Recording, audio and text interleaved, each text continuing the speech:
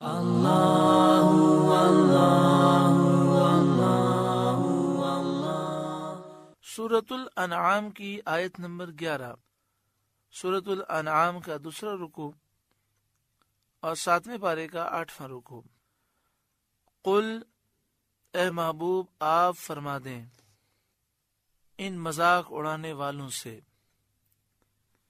سیرو فی الارض، زمین میں سیر کرو، ثم انظروا، پھر دیکھو، کیف کان عاقبۃ المکذبین، کہ جھٹلانے والوں کا کیسا انجام ہوا، کفر اختیار کرنے اور جھٹلانے کا کیا انجام ہوا۔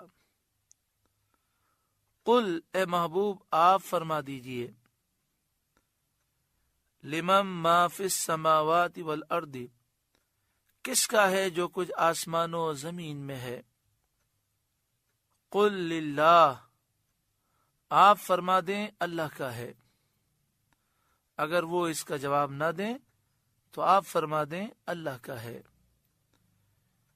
کیونکہ اس کے سوا اور کوئی جواب ہو ہی نہیں سکتا، اور وہ اس کے خلاف جواب دے بھی نہیں سکتے، کیونکہ بت جن کو مشرکین پوجتے ہیں وہ بت بے جان پتھر ہیں، کسی چیز کے مالک ہونے کی صلاحیت نہیں رکھتے، خود دوسروں کے مملوک ہیں، ان پتھروں کے لوگ مالک ہوتے ہیں۔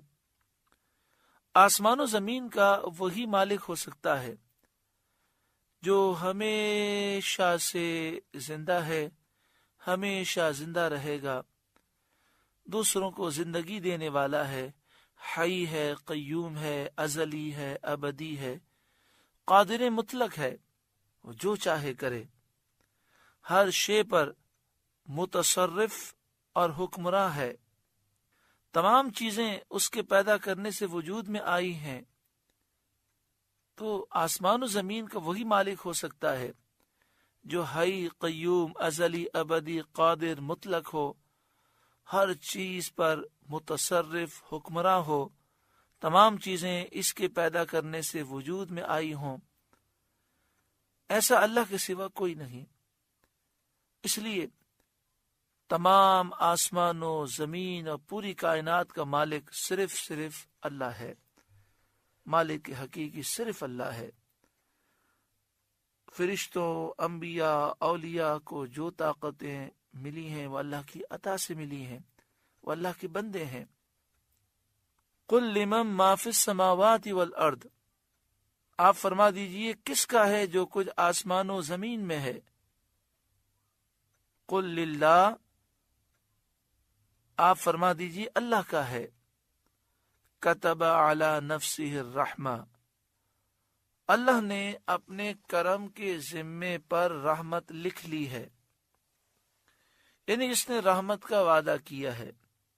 وعدہ خلافی اور کذب اس کے لیے محال ہے، اللہ تعالیٰ جھوٹ بولنے سے، وعدہ خلافی سے پاک ہے۔ رحمت عام ہے، دینی رحمتیں بھی ہیں اور دنیاوی رحمتیں بھی ہیں۔ اللہ تعالیٰ نے اپنی معرفت، توحید اور علم کی طرف جو ہدایت عطا فرمائی، یہ اللہ کی رحمت ہے کہ اللہ نے اپنے بندوں کو معرفت دی، توحید کا علم دیا اور ہدایت کا علم دیا، اور کفار کو جو اللہ تعالیٰ نے مہلت دی اور سزا میں جلدی نہ فرمائی کہ انہیں توبہ اور رجوع کرنے کا موقع ملتا ہے، یہ بھی اللہ تعالیٰ کی رحمت ہے۔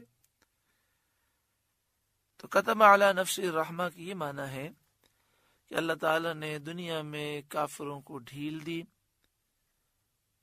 اور عذاب میں جلدی نہ فرمائی، ایک مقررہ وقت تک انہیں زندگی دی، ان کے کفر کرنے کے باوجود دنیاوی نعمتوں کا نزول فرمایا تاکہ یہ توبہ کریں اور انہیں رجوع کا موقع ملے۔ یہ اللہ تعالیٰ کی رحمت ہے۔ اسی طرح اللہ تعالیٰ نے مومنین کو ایمان کی دولت، علم و عمل کی دولت، توحید کا علم اللہ تعالیٰ نے اپنی معرفت عطا فرمائی، یہ بھی اللہ تعالیٰ کی رحمت ہے۔ اور آخرت میں اللہ کی رحمتیں خاص ہیں مومنین کے لیے۔ لَيَجْمَعَنَّكُمْ إِلَى يَوْمِ الْقِيَامَةِ لَا رَيْبَ فِيهِ، بے شک ضرور تمہیں قیامت کے دن جمع کرے گا، لا ریب فی، اس میں کچھ شک نہیں، قیامت کا دن ضرور قائم ہوگا، اس دن جمع بھی ضرور کیا جائے گا۔ الذین خسروا انفسهم فهم لا یؤمنون، وہ جنہوں نے اپنی جان نقصان میں ڈالی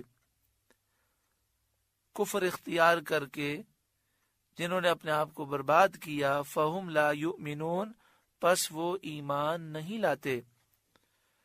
وَلَهُ مَا سَكَنَ فِي اللَّيْلِ وَالنَّهَارِ، اور اسی کا ہے جو کچھ بستا ہے رات اور دن میں، یعنی تمام موجود چیزیں اسی کی ملک ہیں، وہ سب کا خالق مالک رب ہے۔ وَهُوَ السَّمِيعُ الْعَلِيمُ، اور وہی ہے سننے والا جاننے والا، اس سے کوئی چیز پوشیدہ نہیں۔ قُلْ أَغَيْرَ اللَّهِ أَتَّخِذُ وَلِيًّا، اے محبوب آپ فرما دیں کیا اللہ کے سوا کسی اور کو والی بناؤں، خدا سمجھوں؟ فاطر السماوات والارض، وہ اللہ جس نے آسمان و زمین پیدا کیے، وَهُوَ يُطْعِمُ وَلَا يُطْعَمُ، وہ کھلاتا ہے اور کھانا کھانے سے خود پاک ہے۔ شان نزول اس کا یہ ہے کہ جب کفار نے حضور اقدس صلی اللہ علیہ وآلہ وسلم کو اپنے باپ دادا کے دین کی دعوت دی تو یہ آیت نازل ہوئی۔ قل، اے محبوب آپ فرما دیجئے، اغیر اللہ اتخذ ولیا، کہ اللہ کے سوا کسی اور کو والی بناؤں، خدا سمجھوں؟ فاطر السماوات والارض، وہ اللہ جس نے آسمان و زمین پیدا کیے، وَهُوَ يُطْعِمُ، وہ سب کو کھانا کھلاتا ہے، وَلَا يُطْعَمُ، اور خود کھانے سے پاک ہے، یعنی ساری مخلوق اس کی محتاج ہے اور وہ سب سے بے نیاز ہے۔ قل، اے محبوب آپ فرما دیجئے، انی امرت، مجھے حکم ہوا ہے، ان اکون اول من اسلم، کہ سب سے پہلے گردن رکھوں، کیونکہ نبی اپنی امت سے دین میں سبقت لے جانے والے ہوتے ہیں۔ ولا تکونن من المشرکین، اور ہرگز شرک والوں میں نہ ہونا، یعنی اے کافروں تم مجھے شرک کی دعوت دیتے ہو، حالانکہ میرے رب نے مجھے حکم دیا ہے کہ ہمیشہ شرک سے دور رہنا، تو میں کبھی بھی اللہ کے سوا کسی کی پوجا نہیں کروں گا۔ قل، اے محبوب آپ فرمائیے، انی اخاف ان عصیت ربی عذاب یوم عظیم، اگر میں اپنے رب کی نافرمانی کروں تو مجھے بڑے دن کے عذاب کا ڈر ہے، یعنی قیامت کے دن کے عذاب کا مجھے ڈر ہے۔ کتنا پیارا انداز ہے، ایک مسلمان کو غور کرنا چاہیے۔ ایک مسلمان نافرمانی کرے اللہ تعالیٰ کی اور اس کے دل میں خوف نہ ہو، یہ ہو سکتا ہے؟ ہر مسلمان کو اللہ کی نافرمانی سے ڈرنا چاہیے، اور اگر بالفرض گناہ ہو جائے یا کسی گناہ میں ہم ملوث ہیں تو اسے گناہ سمجھیں اور اس پر نادم ہوں، اس پر افسوس کریں۔ گناہ میں دلیر ہونا اور عذاب سے بے خوف ہونا یہ کافروں کا طریقہ ہے۔ مَن یُصْرَفْ عَنْهُ یَوْمَئِذٍ فَقَدْ رَحِمَهُ، اس دن جس سے عذاب پھیر دیا جائے ضرور اس پر اللہ کی مہربانی ہوئی، یعنی جسے نجات مل جائے یقیناً اس پر اللہ کا کرم ہوگا۔ وَذَلِكَ الْفَوْزُ الْمُبِينُ، اور یہی کھلی کامیابی ہے۔ وَإِن يَمْسَسْكَ اللَّهُ بِضُرٍّ، اور اگر اللہ تجھے کوئی تکلیف پہنچائے، فَلَا كَاشِفَ لَهُ إِلَّا هُوَ، تو اس کے سوا اس کا کوئی دور کرنے والا نہیں، یعنی اللہ تعالیٰ تکلیف پہنچانا چاہے تو کیا دنیا کے کسی شخص کی مجال ہے جو اللہ کا مقابلہ کر سکے؟ وَإِن يَمْسَسْكَ بِخَيْرٍ فَهُوَ عَلَى كُلِّ شَيْءٍ قَدِيرٌ، اور اگر اللہ تجھے بھلائی پہنچائے تو وہ سب کچھ کر سکتا ہے۔ یعنی اللہ تعالیٰ تجھے رحمت، نعمت، بھلائی دینا چاہے تو کوئی ہے جو مقابلہ کر کے روک سکے؟ یعنی اللہ تعالیٰ بیماری یا تنگ دستی یا کوئی بلا دینا چاہے تو کوئی اسے دور نہیں کر سکتا، اللہ سے مقابلہ نہیں کر سکتا۔ اور اگر اللہ تعالیٰ صحت، دولت یا اور کوئی بھلائی دینا چاہے تو کوئی اس بھلائی کو روک نہیں سکتا۔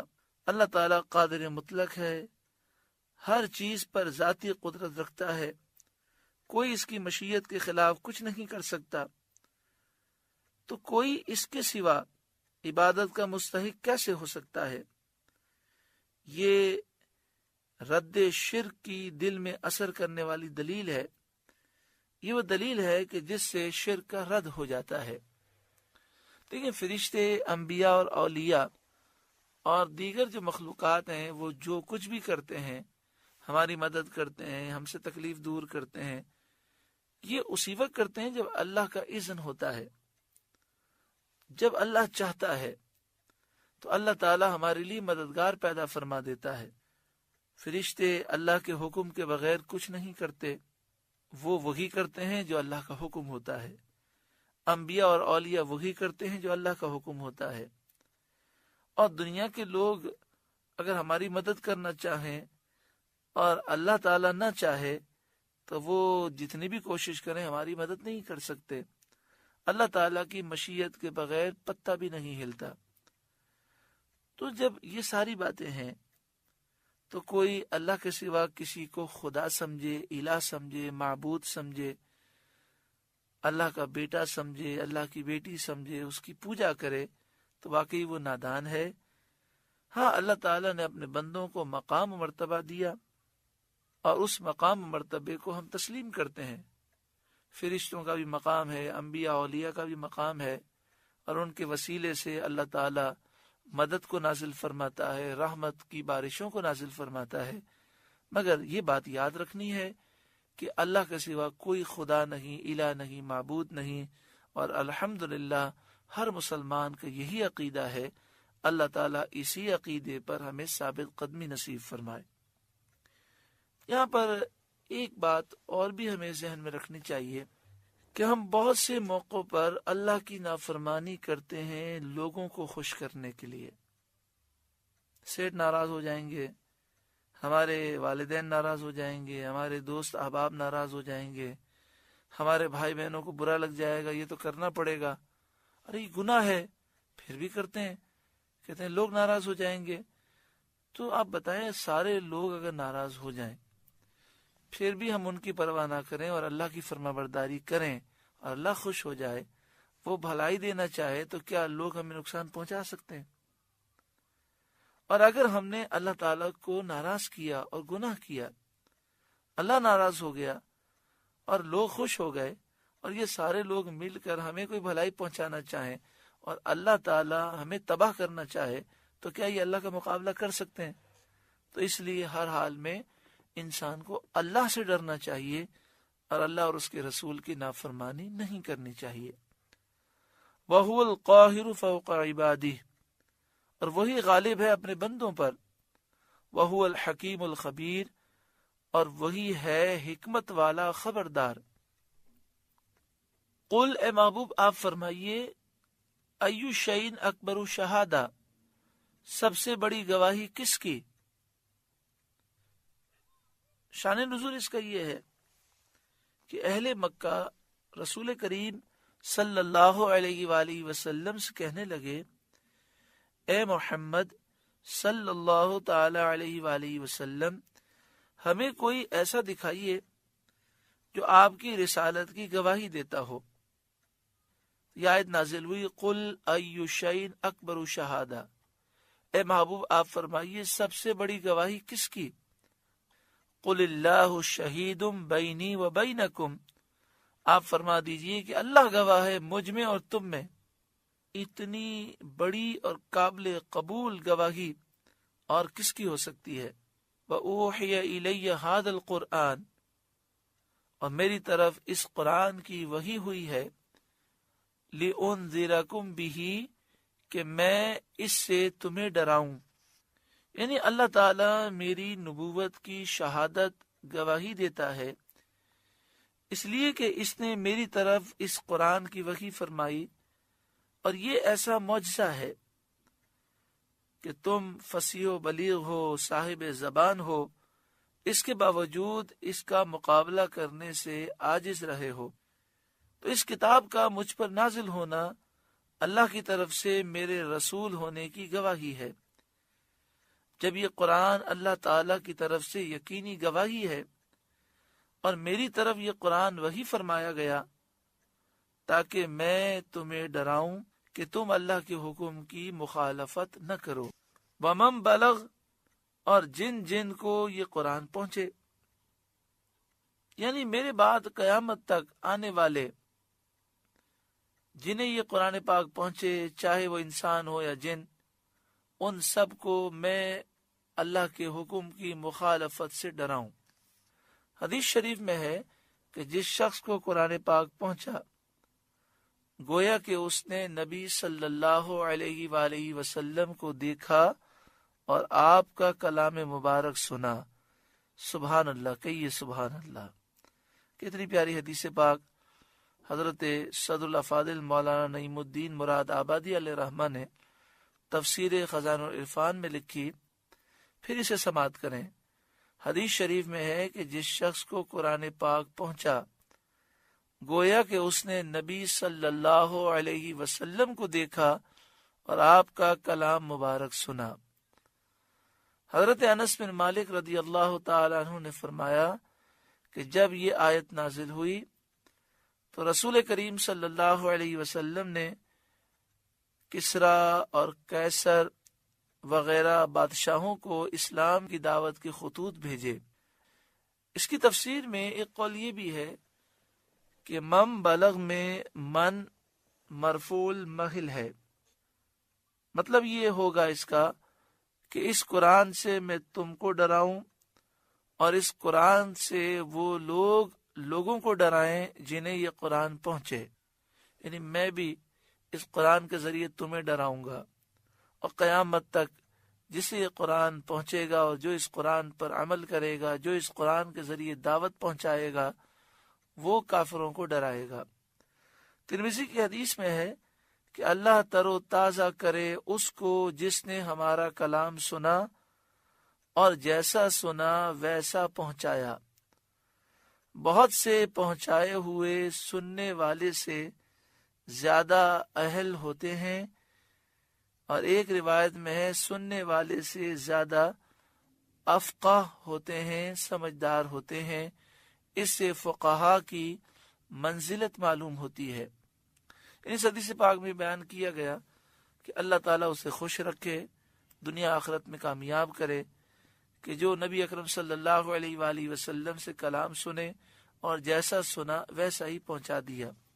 کبھی کبھی ایسا ہوتا ہے کہ سننے والا کسی چیز کو سمجھ نہیں پاتا، لیکن جو آگے پہنچاتا ہے وہ آگے سننے والا اس کی زیادہ سمجھ رکھتا ہے اور وہ اس معاملے کو سمجھ لیتا ہے۔ تو پیارے آقا صلی اللہ علیہ وآلہ وسلم نے حکم دیا کہ پیغام جو سنو آگے پہنچاؤ۔ حدیث کے الفاظ پھر سماعت کریں، بڑی پیاری حدیث پاک ہے۔ اللہ تر و تازہ کرے اس کو جس نے ہمارا کلام سنا اور جیسا سنا ویسا پہنچایا۔ بہت سے پہنچائے ہوئے سننے والے سے زیادہ اہل ہوتے ہیں، اور ایک روایت میں ہے سننے والے سے زیادہ افقہ ہوتے ہیں، فقیہ ہوتے ہیں۔ آگے شاد فرمایا اَإِنَّكُمْ لَتَشْهَدُونَ أَنَّ مَعَ اللَّهِ آلِهَةً أُخْرَى، تو کیا تم یہ گواہی دیتے ہو اللہ کے ساتھ اور خدا ہیں؟ اے مشرکوں، کیا تم یہ کہتے ہو اور اس کی گواہی دیتے ہو؟ قُلْ لَا أَشْهَدُ، اے محبوب آپ فرمائیے میں یہ گواہی نہیں دیتا جو گواہی تم دیتے ہو، اور تم اللہ کے ساتھ دوسرے معبود خدا ٹھہراتے ہو، میں یہ گواہی نہیں دیتا۔ قل، اے محبوب آپ فرمائیے، انما ہوا الہ واحد، وہ تو ایک ہی معبود ہے، اس کا کوئی شریک نہیں، اس کے سوا کوئی خدا الہ معبود نہیں، کوئی اللہ کا بیٹا بیٹی نہیں، وہ ہر عیب سے پاک ہے، وہی وحدہ لا شریک ہے۔ وَإِنَّنِي بَرِيءٌ مِّمَّا تُشْرِكُونَ، اور میں بیزار ہوں ان سے جن کو تم شریک ٹھہراتے ہو، یعنی جن جھوٹے خداؤں کو تم خدا کہتے ہو، میں ان سے بیزار ہوں۔ اس آیت سے ثابت ہوا کہ جو شخص اسلام لائے، اس کو چاہیے کہ توحید اور رسالت کی گواہی کے ساتھ اسلام کے ہر مخالف عقیدے اور دین سے بیزاری کا اظہار کرے۔ یہاں پہ فرمایا گیا وَإِنَّنِي بَرِيءٌ مِّمَّا تُشْرِكُونَ، اور میں بیزار ہوں ان سے جن کو تم شریک ٹھہراتے ہو۔ تو مفسرین لکھتے ہیں کہ اس سے معلوم ہوا کہ جب کوئی کافر سے مسلمان ہو تو وہ یہ تو گواہی دے گا کہ اللہ وحدہ لا شریک ہے، اس کے سوا کوئی خدا نہیں، الہ نہیں، معبود نہیں، اور نبی اکرم صلی اللہ علیہ وآلہ وسلم اللہ کے رسول اور نبی ہیں، وہ اس بات کی تو گواہی دے گا، مگر ساتھ ساتھ جو اسلام کے مخالف عقیدے ہیں اور دین ہیں ان سے بیزاری کا بھی اظہار کرے، یعنی وہ یہ کہے کہ میں اس تمام ادیان سے اور عقیدے سے بیزار ہوں جو اسلام کے خلاف ہیں۔ مثلا عیسائی ہے، اگر مسلمان ہو، اسلام کا کلمہ پڑھنے کے ساتھ ساتھ یہ بھی کہے گا میں عیسائی مذہب سے بیزار ہوں، میں عیسیٰ علیہ السلام کو اللہ کا بیٹا نہیں مانتا، اللہ کا بندہ اور رسول مانتا ہوں۔ الذین آتیناہم الکتاب یعرفونہ کما یعرفون ابناءہم، جن کو ہم نے کتاب دی اس نبی کو پہچانتے ہیں جیسا اپنے بیٹوں کو پہچانتے ہیں۔ الذین آتیناہم الکتاب، جن کو ہم نے کتاب دی، یعنی جنہیں توریت انجیل ملی، جو یہودی اور عیسائیوں کے علماء ہیں، یعرفونہ، اس نبی کو پہچانتے ہیں، آپ کے حلیہ شریف کو، آپ کی صفت، آپ کی شان، آپ کی نعت سے جو ان کتابوں میں مذکور ہے، یعنی وہ آپ کا حلیہ بھی جانتے ہیں، آپ کی نعت، آپ کی صفات بھی جانتے ہیں، کیونکہ آسمانی کتابوں میں یہ موجود ہے۔ یعرفونہ، اس نبی کو پہچانتے ہیں، کما یعرفون ابناءہم، جیسا اپنے بیٹوں کو پہچانتے ہیں، یعنی بغیر کسی شک و شبے کے یہ پہچانتے ہیں کہ یہ اللہ کے سچے نبی ہیں۔ الذین خسروا انفسہم، جنہوں نے اپنی جان نقصان میں ڈالی، فہم لا یؤمنون، وہ ایمان نہیں لاتے۔